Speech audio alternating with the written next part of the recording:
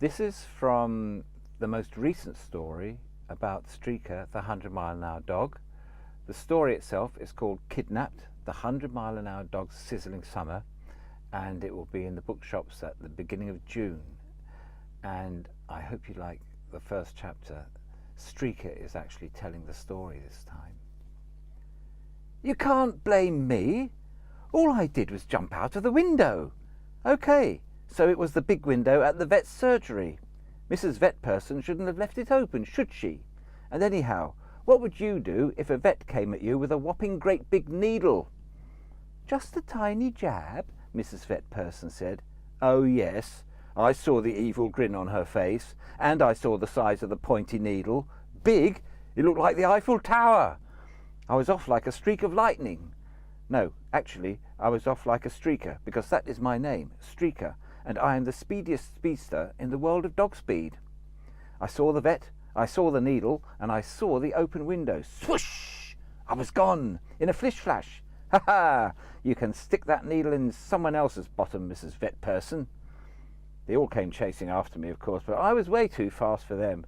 Those two legs can't run properly at all. I keep barking at them. Use all four legs! You can't run properly on two.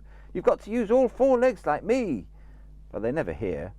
That's because they have very small ears, unlike mine, which go flip-flap like towels on a washing line. I can catch the teeny tiniest sounds, even like an ant sneezing, or an earwig with earache going, ooh, in a very small earwiggy voice like that.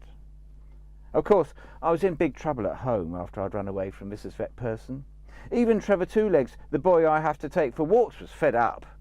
I thought he'd be pleased at my nifty bit of escapery, but he wasn't. He was upset. It's for your own good, Streaker, he told me. Oh, really? My own good? I don't think so. I said I'd like to see you get vaccinated with the Eiffel Tower. Of course, he didn't understand a word I said. Humans are hopeless. What's the point in having a dog as a pet if you can't understand what it tells you? I had a long chat with Eric the cat about it after I'd got home. Of course, Eric said to me as he lay across half the sofa the way cats do. You do realise that you won't be going on holiday with them. What holiday? What do you mean? If you ever paid any attention to the two legs, instead of living in a dream world made of sausages and pies, you would know that they are going on holiday in a few weeks to France. France? What's that? It's another country, sighed Eric.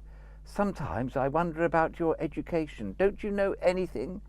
I know lots and lots, I told him, but I don't know about France. Can you eat it? No, it won't fit in your mouth, Eric smiled. I think it was meant to be a joke, but only he understood it. I was still in mystery land. It's another country on the other side of the sea. Two legs go there for holidays. Sometimes they take their pets with them. Your pal Trevor wants to take you, but they won't let you into France unless you have your vaccination. I looked at Eric. My legs were going wobbly. You mean that thing like the Eiffel Tower? Oh, do stop being such a drama queen, sighed Eric. It's just a tiny jab. That's what the vet said, I muttered. Do you want to go to France on holiday or not? Is France nice? Do they have dogs there? Cat groaned loudly. There are dogs everywhere, numbskull. Even on the moon? I asked wide-eyed. Only you would ask a question like that, sighed Cat. Of course there aren't any dogs on the moon. Ah, but you said they were everywhere. So, numbskull yourself. Ha ha. I'd caught Eric out all right, pretending he was so clever. That Moggy didn't know much at all. I knew there were no dogs on the moon. I was just checking. Anyhow, that conversation made me think.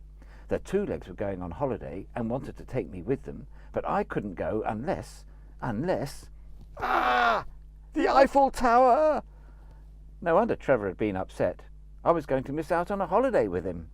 But what sort of holiday? I would have to be a doggy detective and find out. So I followed them around with my ears going flip-flap in case I caught a clue or two. It turned out that Mr. Trevor's dad wanted to play golf in France.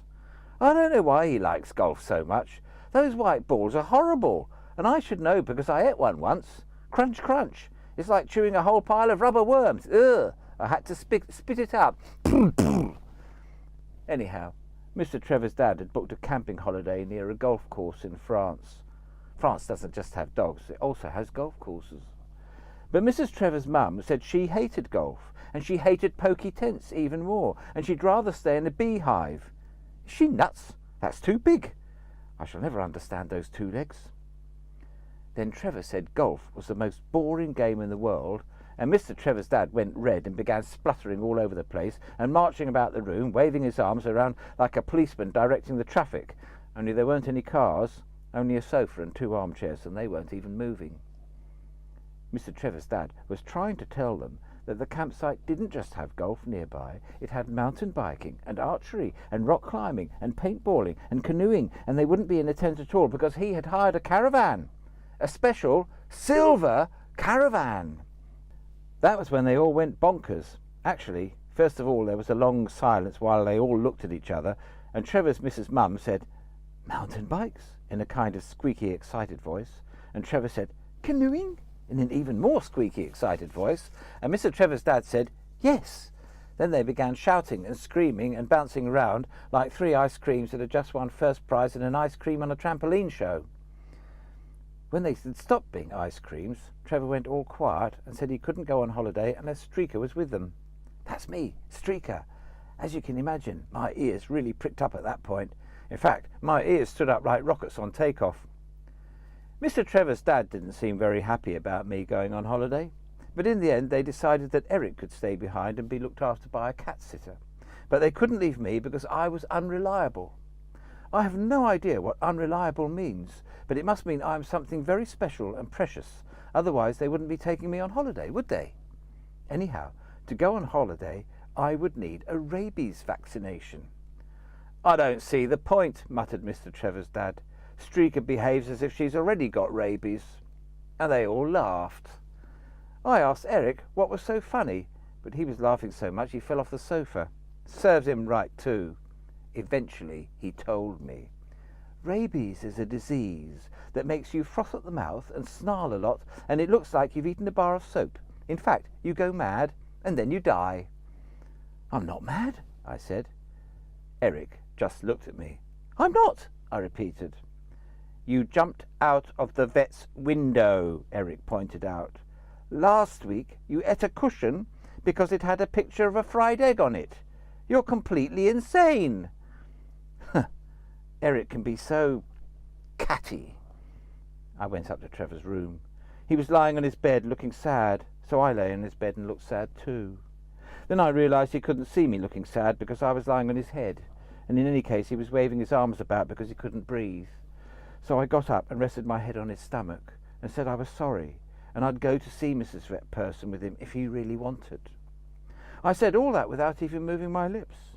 I did it with sign language using my ears. I'm pretty good at that, and Trevor is clever, so he knew what I was telling him. He looked me in the eyes and nodded. "Tomorrow, then, tomorrow." So that's it. Tomorrow I'm going to have the Eiffel Tower stuck in me.